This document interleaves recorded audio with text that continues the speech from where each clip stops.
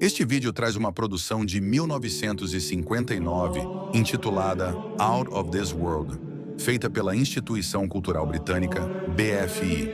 Trata-se de um documento histórico interessantíssimo para a compreensão do que era a disciplina, a moral e a espiritualidade da era dita pré-conciliar. O documentário foi produzido com autorização especial do Vaticano, que, algo raro para a época, permitiu que câmeras de TV entrassem no convento carmelita de Presteigne, país de Gales, para mostrar a rotina das freiras dessa comunidade fechada. Num dado momento, vemos uma jovem noviça que testemunha um admirável exemplo de fé e amor a Deus.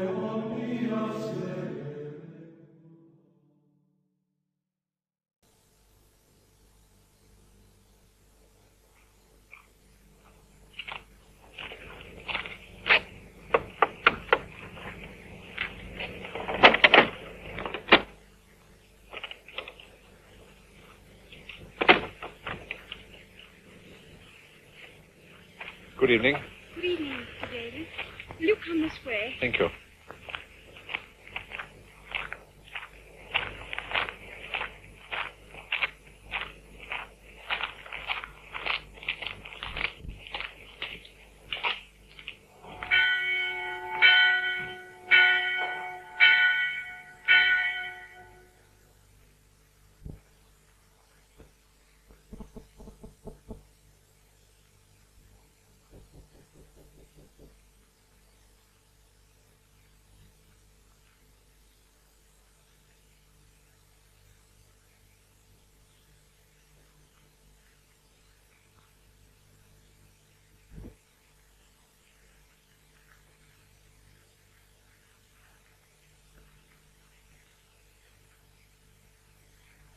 Here, on any other day, you'd find that gate down there, through which I've just passed, double locked against you. Your only means of communication with the people who live inside these walls will be through this grill. But tonight, by special permission of the Holy See, you can enter as I've entered, as our television cameras have entered, to see this convent and the sisters, 19 of them altogether, who've dedicated their lives to work and to pray for the greater glory of God. Now, as you may know, there are two main orders. The first, the active orders. Those are the nuns who go out to work amongst people, to do missionary work, to do works of mercy, to teach and to nurse. Now, in this particular look after people who are sick and ailing, no matter if they're Catholic or Protestant, who suddenly find themselves in need of help. In this particular case, this little sister of the Assumption is going to work for a family whose mother is ill in bed, the father is out at work, and there's no one to look after the children at all. The little sister, in addition to attending to the mother, undertakes all the duties of the house, as you'll see in a moment. The children look as if they're glad to see her. She prepares food for the children and for the husband on his return from work. And apart from that, she sees to the cleaning and the washing up, and indeed takes the place of the mother in the home until she's well again. She is the mother to these children while she is there.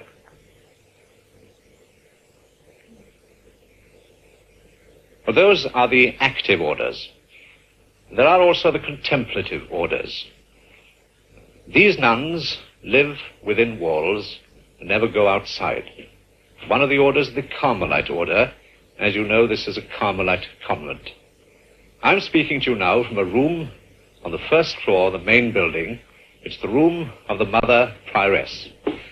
And with her is Mother Gabriel, because she must always have someone in attendance to make, I think you call it a tierce, don't you? Yes, that's the right word. Well, now, you yourself, Reverend Mother, have been prioress here for how many years?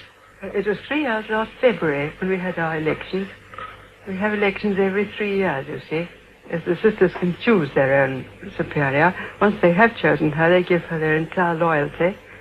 And after the first 3 years, we vote again. If they still want the same one, they can re-elect her, but only for another period of 3 years. After that time, she goes into the ranks, just like one of the other sisters, but she keeps the title Mother. So Mother Gabriel and Mother Catherine have been brothers, you see, and myself, that's all. I see.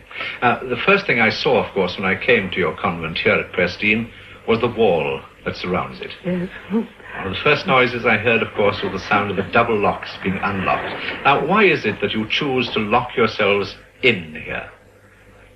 I think you've chosen the wrong expression, Mr. Davis. We don't really lock ourselves in, you know. I wouldn't call it that. I think we lock the world out. In the very old days, you know, even in the pre-Christian days, men used to dedicate themselves to God and go out into the solitude of the desert.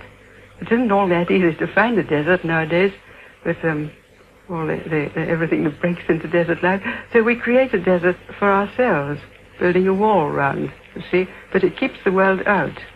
You say building a wall, and that, I gather, here at Prestine was literally true. You did not only build your wall, but you built part of the convent as well, didn't you? Yes, we did here. When we came 8 years ago, the house, it was an old house, you see, rather dilapidated, and we couldn't fit into it. We had to build a choir and a chapel and a sacristy, and we hadn't any money. Somebody gave us 10 shillings to get the material, so we started and just had a shot at building it ourselves. It was rather chaotic at first, but by degrees we got over the troubles, you know, and Mr. Pugh, a big bricklayer in the town, taught us the elements of bricklaying and concrete mixing. Because otherwise you'd had no experience whatsoever. Oh, no, none at all. We mugged it up in books a bit, too. And making a roof, after all, is quite a business, isn't it? Yes. Successful, would you say? Yes, it was very successful. The rain didn't come. It was one of the easiest for us, actually, to do. Yes. And the building is still going on, isn't it? Yes. Oh, yes, we're building now, but it isn't quite the same sort of building because we're no longer using concrete blocks. We're building in wood now. It has the monastic cloister with cells off it, one for each sister. This is the cloister garth? Yes. And built of wood, of railway sleepers. Railway sleepers. Now, the railway sleepers I know usually have rather large holes in them, haven't they? Oh, the boat holes, yes. Rather, haven't they? Oh, yes, we have to bung up the holes, you see. Yeah. All the sisters can join in that. They put paper into them, very strong in their fingers. Bunging up the boat holes? Bunging up the holes, yes. Until these new cells are ready, you're living in these huts on the lawn? Yes. Yes, the little garden sheds. We had to get those when we first came so that each sister could have a cell. As I told you, the house wasn't big enough. But you'd be quite happy to leave them, I suppose? Oh, no. No? Oh, no, I don't think so. We simply love our huts, those kind of cells. Inside, of course, they're very sparsely furnished. Yes, just the old and the new. Yes, just the minimum. There's a black cross. I'm going to refer to that black cross later on, Mr. Davis. And then below the cross, on the left, you'll see a holy water stoop. And below that is the bed. There's a pillow, and a storm lantern on the right, you see, as we used to light ourselves across the lawn to bed, yes. And a jug of water, and the bookcase is, in that particular cell, it's an old orange box. You have to make do with what you can get. But no heating? Oh, no. Well, there's no sort of permanent heating. In the winter, when it's very cold, each sister, after matins, goes to the kitchen and takes a hot brick out of the oven. We take those across, wrapped in paper in some sort of a cloth bag, you see. That airs the bed. But otherwise no heating in the cells at all? No. Don't you ever suffer from colds? Do we? No, I don't think we do. Very much less than we did before. No, because I think, you know, it's probably the creosote. It acts as a kind of disinfectant, doesn't it? The creosote? Yes. Mother Gabriel is infirmarian, so she would know. But you're suffering from a cold at the moment, Mother Gabriel. It's only the second since I've been in Carmel, Mr. Davis. It probably means that the huts need a second coat of creosote, I should think. Well, now, this, Mother, is really, to a person like myself, a hard and an austere life. There is no physical attraction whatsoever. What would you say prompts a girl to become a nun? Oh, nothing else but a very, very strong sense of vocation. She wouldn't be drawn to it in any other way. It's just a certainty that she's called to this kind of life. It's not everybody's life, you see. No, and having been called, Of course, you don't, as it were, become a nun overnight. There are many stages, aren't there? Yes, indeed there are. For the first 6 months, we call her a postulant, because she's asking, you see, postulating. And then she wears ordinary clothes and moves about among us, does all the same things that we do. But we're looking at her and she's looking at us. And at the end of the 6 months, if she still wants it, and we vote. The chapter nuns vote for her. If she gets an absolute majority, she's received into the order with a very solemn ceremony of a clothing. What exactly is the significance of this clothing ceremony? The clothing means that she puts off worldly garments, you see, and those are the ordinary clothes that she would have been wearing for the 6 months. She takes those off, and she's dressed during the time of the ceremony as the bride of our Lord in white.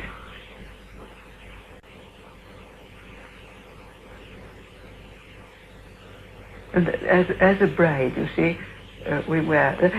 perhaps you'd be interested to know that sometimes the hangings on the altar in the church are made from the dress she wore as a bride. Very often the train. And she now reappears as a bride. Yes, with a little train bearer as a rule.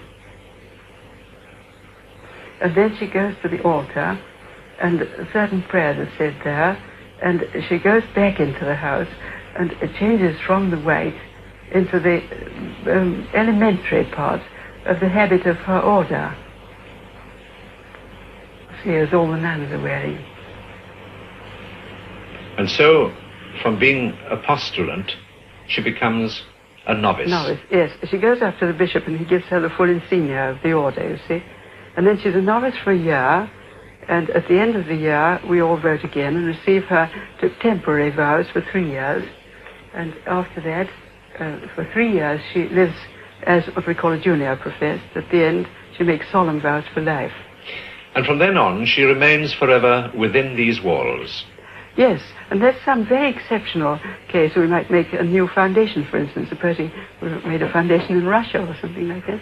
But supposing her mother was old, was ill, and there was really no one at all to tend her, would she then be released?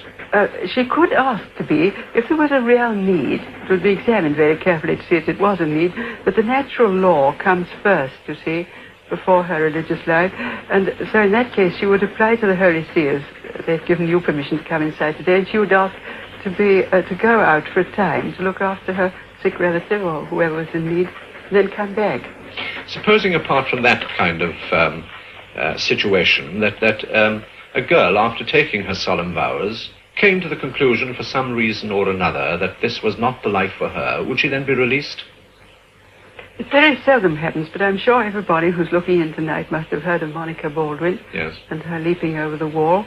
It isn't at all necessary to leap over a wall, because in that case a sister would just ask permission from Rome to be released altogether. It very seldom happens, thank God, but it would be granted, certainly, if she asked. But normally, of course, they spend the days of their life within these walls. Yes. Now, what exactly is your day? When does it begin? It begins at 5:30 in the morning. 5:30? Perhaps you'd like to know how we're waked. Shall I try? You try, Mother Gabriel. Well, that's a really startling knocker-up, isn't it? Yes, isn't it? Now, this sounds at 5:30 in the morning. 5:30, yes, and then when we're dressed, we come over across to the house and go to choir for the first hour of prayer, and the rest of the day, with Mass as the center, is divided up into hours of prayer and hours of work. What kind of work? In this Carmel, the different convents have different work, but ours is principally connected with altar bread making for firms, and we do. That's the chief thing. It employs a great many sisters, and we make vestments a certain amount. We make Christmas cribs and Christmas cards. Mother Gabriel has 3 little presses, and then there's the garden, of course, and the livestock. It takes a terrific lot of energy and work. But you must find yourselves very often in the position when you have no hard cash, and as we all know, hard cash is very necessary in this materialistic world. How do you manage in those circumstances? Well, divine providence always provides some answer. It might even be barter. Barter? Has that actually happened? Oh, yes, indeed it has. This very desk here where we're sitting was bartered for... What did we barter the desk for? A second-hand kitchen range, yes. Yeah. And another, as you came in at the gate, did you notice the beautiful chapel door? The door, yes, I did. First door. We bartered that when we moved here for a motor mower and a flock of geese. Well, it's a very good exchange, I must say. Yes, isn't it? Geese, you're saying. Yes. Are you vegetarian? Not in the strict sense of the word, we just don't eat meat. We would have sold the geese, you see. How many meals do you have in a day? 2, dinner and supper, and 2 snacks, I think. Or these, what I've heard described as little jug and 3 o'clock. Yes, that's it. Yes, They're just little snacks. Standing, just the snacks. Standing, because it's hardly worth sitting down. Yes, quite. When I was in Caldy with the television cameras about 2 years ago, they had there not a vow, but a rule of silence. Do you have it here as well?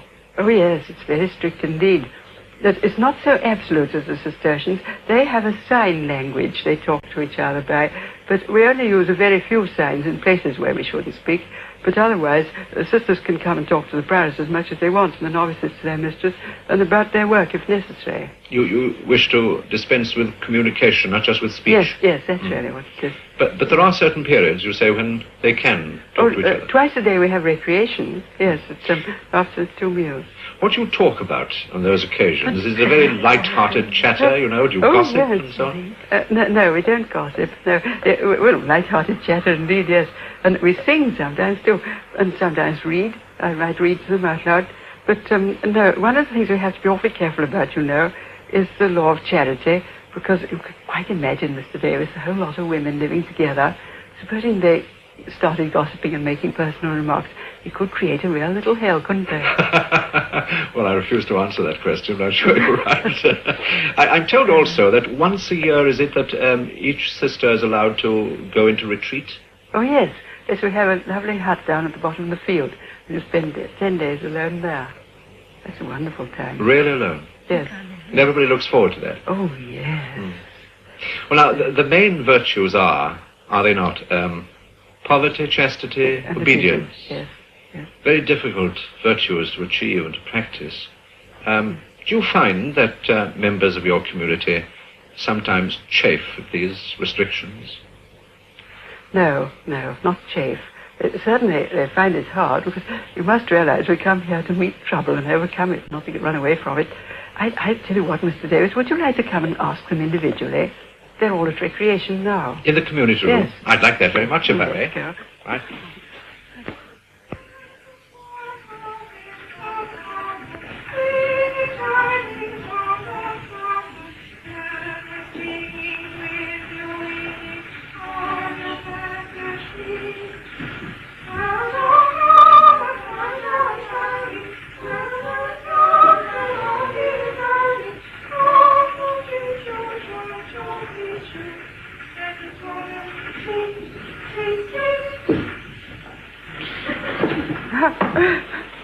Sisters, do sit down. Will you stop working for a few minutes? Mr. Davis wants to ask you a few questions individually. Thank you, Anna. Well, I think I should meet, first of all, some of the singers.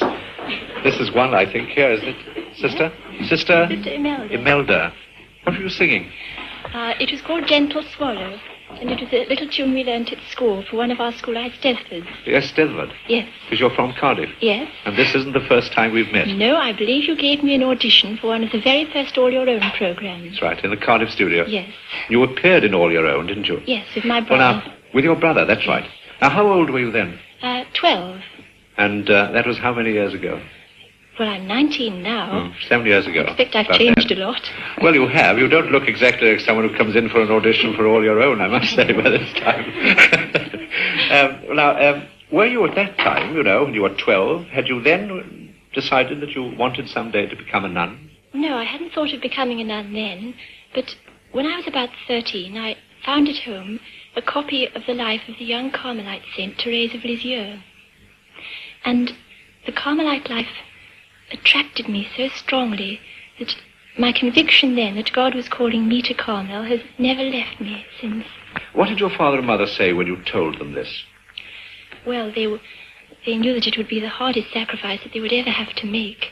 But I think that at the same time they felt the wonderful happiness that comes from giving a child to God. And when my brother was asked once how he would feel if his sister became a Carmelite, he said I should feel very honored. Were you allowed to go immediately? No. Daddy thought it would be best if I went into the world to have a little experience before entering such a strict order. Yes. So after taking my school cert, I remained only 2 terms in the 6th form, and then I ventured out into the world because I thought it would be well worthwhile if it meant coming to Carmel a little quicker. For a job? Yes. What job did you have? Income tax. Income tax? That's enough to drive anyone out of this world, isn't it? I agree. I feel like that very often myself.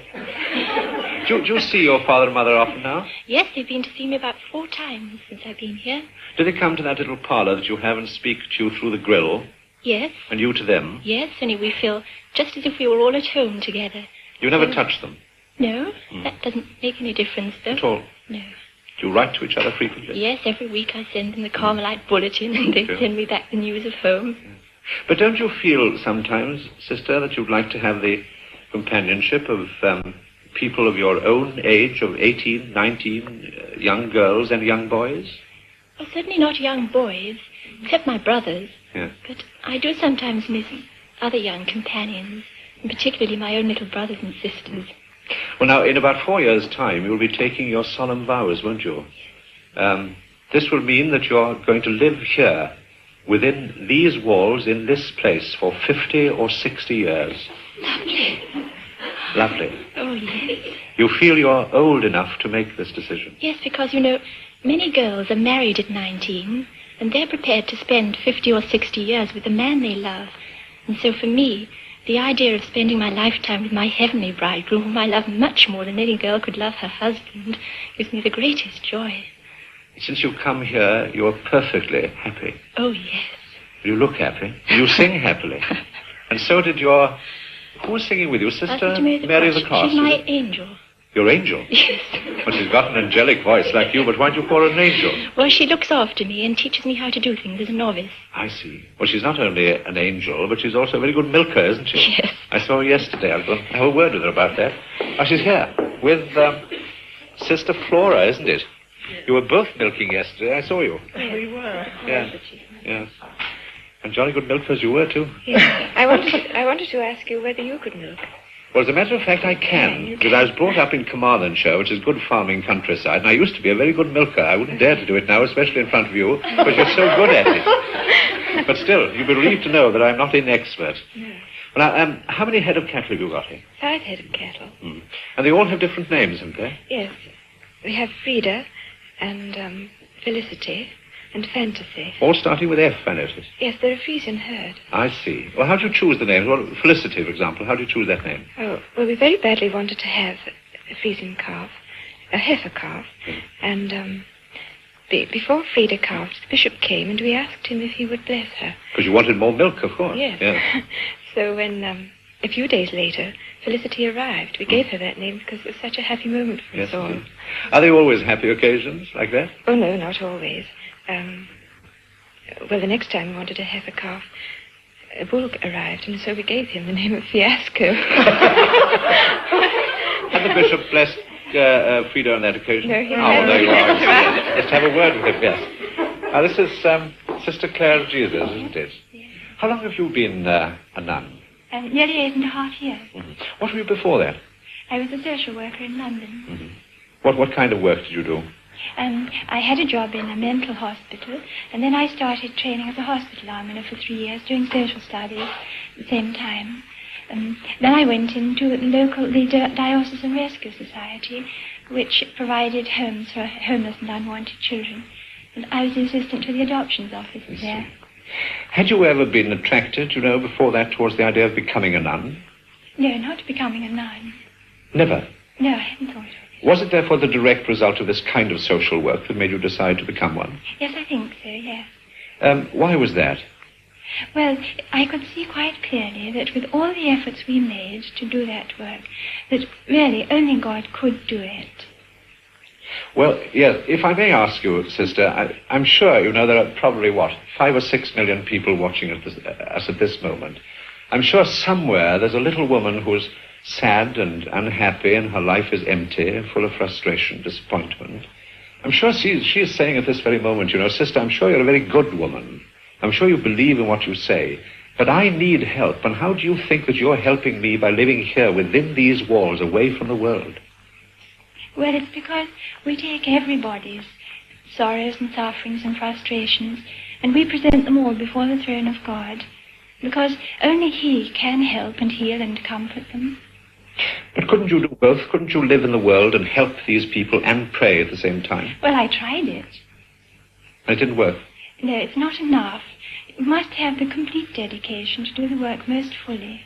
And you believe that people like yourself must dedicate yourself to this life of prayer and meditation? Yes, I do, certainly. And in doing so, you believe sincerely that you are helping people in the world? Yes, I do indeed. Thank you, Sister. And thank you, Reverend Mother, very much. Oh, I'm so glad you're pleased, Mr. David. Excuse me a minute, sisters. It's time for the Salve Regina. So will you all go and put your clothes on, and I'll join you in a minute.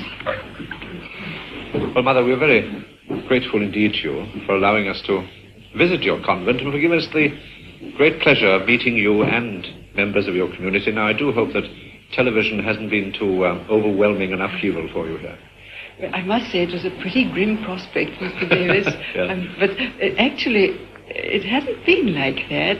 I think we ought to thank you, you know, because you've made it so easy and pleasant for us. And I think I can speak for everybody. This really has been great fun. Good. We've quite enjoyed it.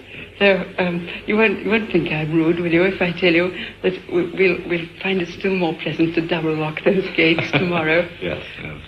And come back to the life and the work you see that we've undertaken for your sakes. And now you're going to sing the Salve Regina. Yes. So we're going to finish off the day, finish off the television program, I mean, in the way we always do finish off our day. So I must say goodbye now, Mr. Davis, mustn't I? Thank you, Reverend Mother, and goodbye to you. And thank you very much indeed.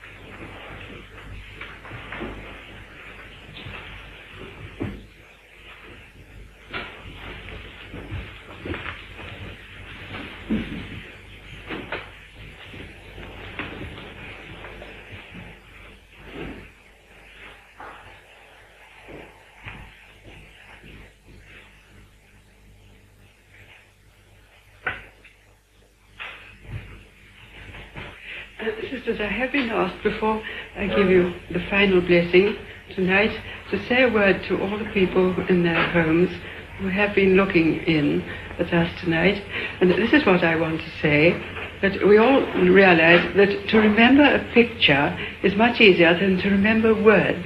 We have been trying to answer Mr. Davis's questions he's put in your name, but this is a picture I would like you to remember. Don't think I'm being dramatic. I just want to express to you, like that, or how I would like you to remember a Carmelite. As it's a picture of love. Do you remember that black cross in our cell, which shows the greatest love that ever was? And I want you to realize, too, that in holding out our arms like this, we're taking you all to our hearts. And all the people who are working, people who are suffering, people who are in any kind of trouble or loneliness, that we do care tremendously. And our prayer is personally for each one of you. Please will you remember that? And we take your joys as well to us. So may I ask God's blessing on all of you as well as on all of our community. Benedicat et custodiat nos omnipotens et misericors Dominus, Pater et Filius et Spiritus Sanctus. Amen.